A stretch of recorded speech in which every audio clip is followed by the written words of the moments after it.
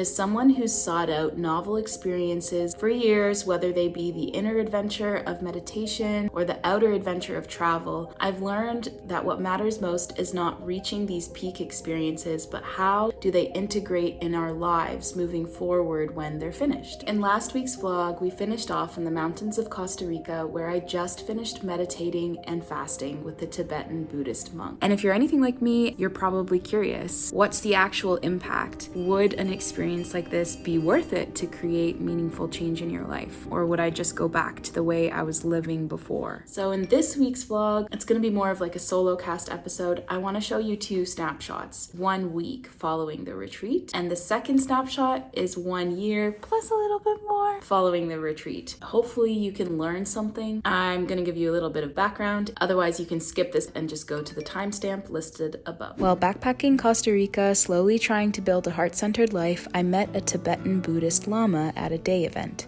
His name is Lama Dorje, and he's building a World Peace Center in the mountains of Costa Rica. And after he invited me to attend his 5-day Nungne silent meditation and fasting retreat, I took it as a sign from the universe and decided to say yes. Before this retreat, I was a beginner meditator, but I had the calling to try a silent meditation retreat for a really long time. Diving into such an intense religious experience was scary and challenging, but I learned so much. And by the end of it, I felt a deeper sense of peace than I ever had felt before. I also felt my emotions on a much more vivid level, but I also wasn't looking for those experiences to just be temporary. These are some of the first words I've said in 5 days. Everyone had such an intense experience, and now it's time to go. Like, I've got a ride that I need to catch. After the retreat ended, I took it slow for about a week, living with a friend who also went to the retreat. I journaled my little heart out, trying to make sense of everything that I had learned. It took several days to feel grounded and more like myself again, but this time I had a lot of new lessons to integrate. It's been about a week since the silent meditation retreat. 31, 32, 33, 34 pages of journaling. Now that I've had more time to process everything that I went through, naturally a lot came up and I learned a lot. I wanted to just walk you through my experience a little bit. Tibetan Buddhism is very disciplined, and I've had an aversion to discipline for a long time because I know if I get in those mindsets, I shut down self-compassion completely. I learned that I want to be disciplined. However, I want each disciplined action to come from a place of self-love and positive motivation about service and my values and what I care about. So it feels very natural to be disciplined and showed up to practice because it's coming from a place of love rather than doubt or self-punishment. Learning that dance was quite an experience. Going back to the early stages of my childhood and understanding, why do I feel guilt? Why am I afraid of taking up space? Working through those early determinants and stories that I was telling myself as a young child, which just flat out aren't true. They were stories that my inner child built based on the information in the world around her. But now that I'm an adult, I'm learning that I have the opportunity to look at those stories and rewrite them. Having a space to release all those emotions has been so profound, and I feel so much lighter because of it. One of the things that came through that self-inquiry over all of those days and really going back to those early moments in childhood, what I didn't see until the retreat was that even when I was self-sabotaging, even when I was in those trauma responses, underneath it all of those behaviors came from self-love at the core, but in like a really strange inverted expression of it that came from limiting beliefs from childhood. I feel so free to love myself now. It was always there under the surface. Another thing that really came up was impermanence. Everything's gonna end. This planet's gonna end. I'm gonna die. You're gonna die. All the things that I own, they're impermanent. One of the things we really worked through a lot was that suffering comes from attachment to these things that are impermanent, expecting them to be permanent. So when they end, or when life changes, we resist that change, coming into the acceptance that life is impermanent and that's okay. Oh man, that's given me a lot of trust in life, because now I know when things change, that's what I should be expecting.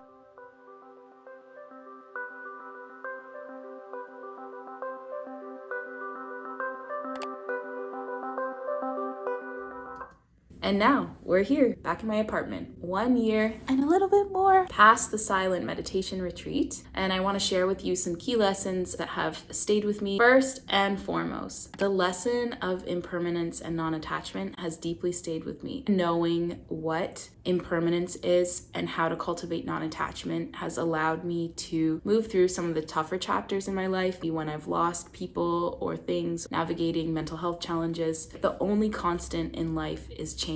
The second thing that I really want to share is that what matters most is not necessarily going to a retreat like this, but how do you keep up with the practices you're learning outside of a retreat like this. For probably the last year, I've been meditating every morning, only for about 10 minutes, and I'll make a video about this eventually. A retreat like this could give you the skills to develop a daily practice that works for you. Number 3, if you want to be able to feel yourself and face yourself with love and compassion, I highly recommend doing one of these meditation retreats. In the retreat video, I talked a lot about how it was like a dam broke inside of me and all of these emotions flooded out of me. Without a place like this, like a retreat like this, or something else, like maybe you go see a healer, without having that guide for the first time, I didn't know how to go inward without so much judgment and fear. Having these practices to help me venture inward has profoundly changed my life. I have a much stronger compass of being able to feel my emotions and the tools in order to witness them. It came from a series of things, including trying energy work for the first time, going to my first Vipassana meditation retreat. There were other building blocks that formulated my toolkit of being able to feel and witness who I am with much less amounts of judgment, which has led to a higher sense of self-compassion in my life. Number 4.